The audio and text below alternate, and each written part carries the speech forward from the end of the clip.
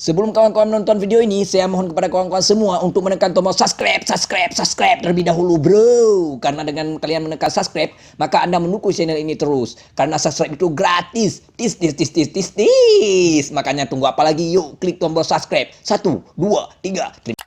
Terima kasih yang sudah menekan tombol subscribe. Selamat menonton.